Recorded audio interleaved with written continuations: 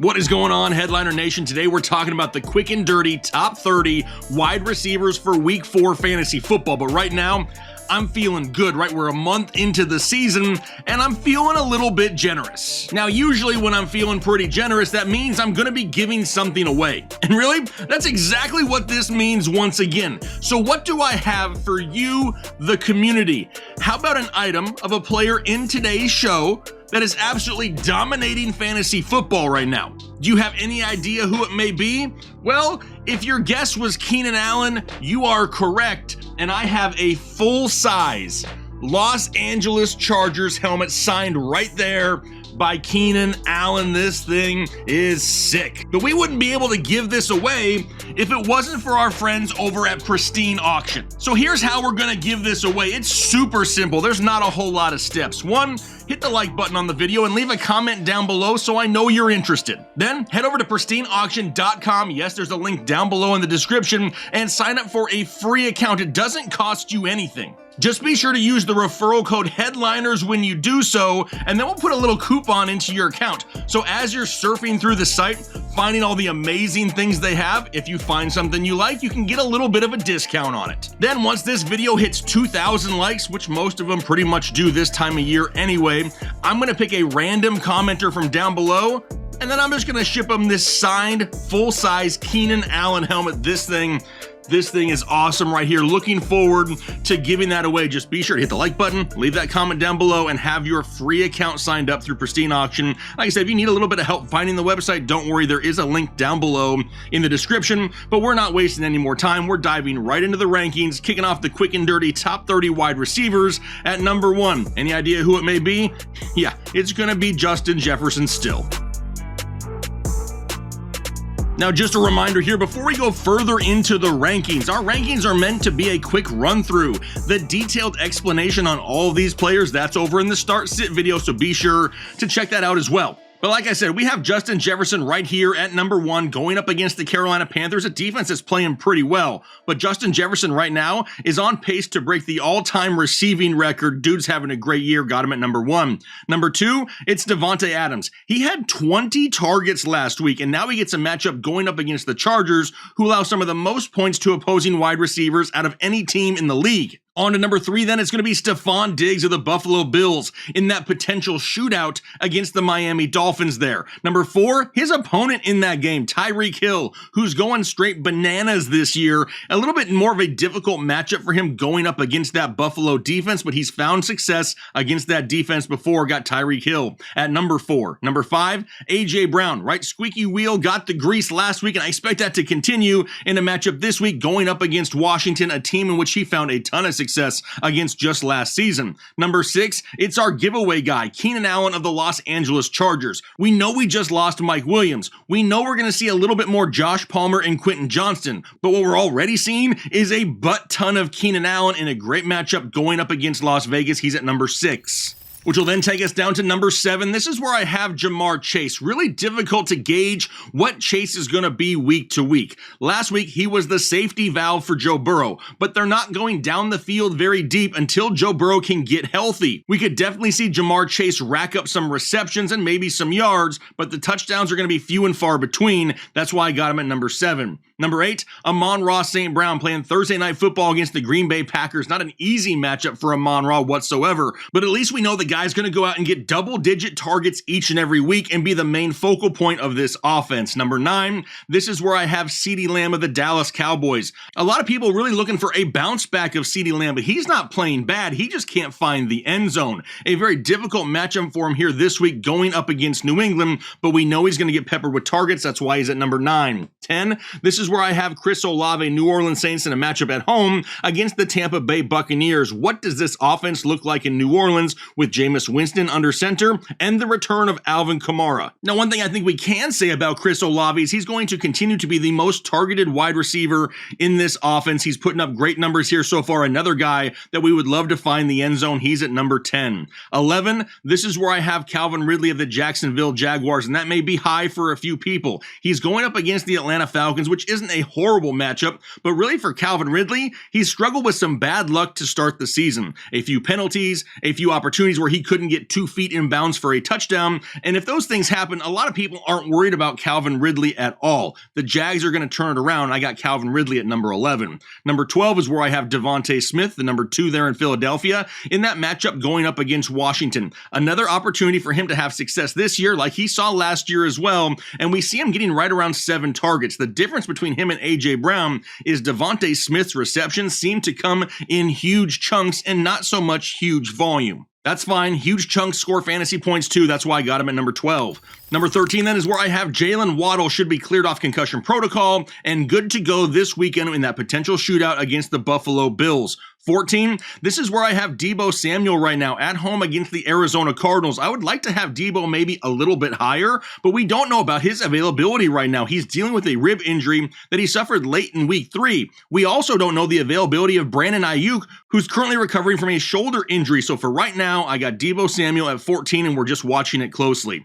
15, this is where I got Puka Nacua of the Los Angeles Rams in a great matchup for him this week going up against the Indianapolis Colts. We saw that volume decrease a little bit just last week, and a lot of people are starting to panic. But until Cooper Kupp comes back, we know Puka should see decent volume. I got him at 15. 16, this is where I have DK Metcalf of the Seattle Seahawks. Now it's obvious as of right now, him and Tyler Lockett are splitting targets pretty much 50-50. The difference is DK is doing a lot more with the targets he's receiving. Now he has a decent matchup on Monday Night Football against the Giants, got him at 16. 17 is Amari Cooper of the Cleveland Browns, got a matchup going up against Baltimore. Now even though this matchup isn't the greatest for Amari Cooper, he is definitely going to start climbing the ranks if he continues to show consistency in this offense. He is the true number 1 there, and no one else is really remotely that close. Which will then take us down to number 18, Michael Pittman, Indianapolis Colts, a matchup going up against the Los Angeles Rams, whose defense is playing pretty good here to start the 2023 season. Good news is, looks like we're going to have Anthony Richardson back under center in Indianapolis, so we know Michael Pittman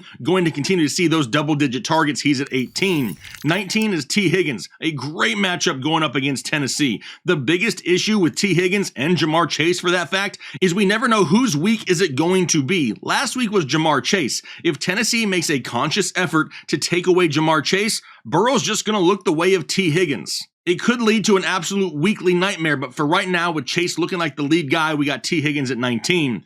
20 is Mike Evans. He's going up against the New Orleans Saints, and yes, that entire storyline out there of him going up against Marshawn Lattimore is out there once again. Historically, a defender that he really struggles against. But I don't want to just completely write off Mike Evans either. He's having a great year, he looks like a man possessed, and he's definitely playing with a lot of purpose. I got him at number 20. 21, this is where I have Tyler Lockett, that touchdown upside in this offense of Seattle, Monday night against the New York Giants. 22, the guy who's absolutely screaming up the rankings, it's Tank Dell in Houston. He's got a matchup going up against Pittsburgh, a Pittsburgh defense that was just carved up last week by Jimmy G. Tank Dell at 22. 23, this is where I have Adam Thielen, the binky of the Carolina quarterback, and it doesn't really matter who it is. I'm hoping that it's Andy Dalton. This passing offense really opened up last week with Dalton under center, and Adam Thielen could absolutely benefit from more targets with Dalton under center. Plus, he's going up against his former team in Minnesota, got Adam Thielen at 23. Which will then take us on to number 24. That's where I have Christian Kirk and the Jacksonville Jaguars in that matchup going up against Atlanta. Now, after week 1, Christian Kirk is starting to look something similar to what we saw last year pretty consistently. Obviously, this Jags offense has struggled with that bad luck here to start the season, but it really has nothing to do with bad play. At some point, they're going to turn around, the ball will bounce their way, and I got Christian Kirk at 24. 25, this is where I have Christian Watson. News just came out late last night that he's going to be active and he's going to play in Thursday Night Football. Does that mean he's going to go out there and get 100% of the snaps? Probably not. But talent-wise, he's the best they have on their roster. They're going to want to start to get his feet wet a little bit and slowly work him into the game plan, but we know he has that game-breaking speed, that big playability. He's at 25. 26, this is where I have George Pickens. Would love to throw him higher, but unfortunately, they can't commit more and more volume to George Pickens. The Steelers are just content running Najee Harris up the gut for 2 yards instead of force-feeding George Pickens, who makes things happen when the ball's in his hands. That's why he's at number 26. 26. 27, it's Courtland Sutton in that matchup between Denver and Chicago where nobody probably plans on playing any defense. And for right now, with Jerry Jeudy still working his way back slowly, Courtland Sutton is the best option in this offense to go out there and rack up some fantasy points, so he's at 27. 28, this is where I have Jakobi Meyers of the Las Vegas Raiders in a great matchup going up against the Chargers. Like we mentioned earlier, this Chargers defense gives up a buttload of points to opposing wide receivers, and Jakobi Meyers is averaging double-digit targets each week. He's at 28. 29, it's Nico Collins. He's taken a hit because of the emergence of Tank Dell. But in this matchup going up against Pittsburgh, both of these guys can feast. That's why they're both in the top 30. Nico at number 29. And then 30, it's DJ Moore. In that matchup where nobody plans on playing any defense, even though DJ Moore has struggled, we can't completely write him off. He has scored double-digit points now in back-to-back ball games. Going up against Denver, who just had 70 put on them, I got DJ Moore at number 30. But we know this wide receiver position is absolutely stacked. I could still probably make a case for a good 45 guys that deserve to be in the top 30. We just can't make them all fit. But I'm still a man of the people, so here are a few of the guys that are just on the outside looking in. We got Gabe Davis there of Buffalo in that matchup going up against Miami. I said in the start-sit video, would not surprise me if we see Gabe Davis find the end zone for the third straight week. Chris Godwin kind of sopping up the sloppy seconds there in Tampa Bay against New Orleans. If New Orleans can lock down Mike Evans, Chris Godwin could be the beneficiary there. What about Brandon Ayuk going up against Arizona? We don't know if he's going to be 100% healthy with that shoulder injury, but we don't want to forget about him. Tutu Atwell, the volume isn't great, but the guy's making big plays almost every single week. We talked about Jerry Jeudy briefly in that game going up against Chicago. Could be a high-scoring game. What about Romeo Doubs? I don't want to completely forget about Romeo Doubs because of the return of Christian Watson. All I know is that now the target share is going to be split one more direction, and Romeo Doubs could take a slight hit in his target share. Jordan Addison going up against Carolina. The guy's proven to be the clear number 2 option in that offense. Zay Flowers, love Zay Flowers, don't love the matchup this week going up against the Cleveland Browns and their number 1 overall defense. Garrett Wilson on the outside looking in, and I don't know if that is a surprise to people anymore or not, but with the bad quarterback play of Zach Wilson, we are entirely reliant on Garrett Wilson's ability to make something out of nothing. We're reliant on a defender falling or a missed coverage because that's really the only thing that's going to help Garrett Wilson score points consistently. What about Terry McLaurin? Hasn't done much of anything to start the year, but way too good of a wide receiver to just completely write off. And then DeAndre Hopkins, he's not 100% healthy, and that's absolutely clear when you watch him on Sundays, but he's still someone who's going to command a large target share and definitely has an opportunity to be a top 35 guy each week. Now, no, I didn't forget about guys like Drake London. Trust me, I'd love to throw him in there, but the guy's like the 4th leading receiver on his own team, and they're one of the worst passing teams in the league. Same goes for like Michael Thomas. I could see him get an uptick in volume, but is he really going to get more added touchdown opportunities with Jameis Winston under center? I don't know if we can say that, especially with Alvin Kamara returning. But like I said just a few moments ago, there's a case for a lot of people to be inside the top 30, and my top 30 may not match your top 30, but that is okay. Remember, if all of our rankings matched in the community, it would be pointless to watch. The entire purpose of rankings is to really come together as a collective community, put our minds together. Maybe there is something you see that I don't. And when we communicate with each other, that's how we build the best rankings in all of fantasy football. That's why we have almost 200,000 subscribers, is because we found that success by involving you, the community. Now, before we get out of here, don't forget, you got to hit that like button, right? I'm looking forward to giving this bad boy away. Make sure you have your free account signed up at pristineauction.com using the referral code Headliners, and I'm sure I'll be picking a winner pretty freaking soon for this helmet because I know you guys are going to absolutely smash that like goal. But I'm going to go ahead and get out of here for the day. Hopefully you have a great rest of your day, and then don't forget, most importantly, do your part to make the world a better place.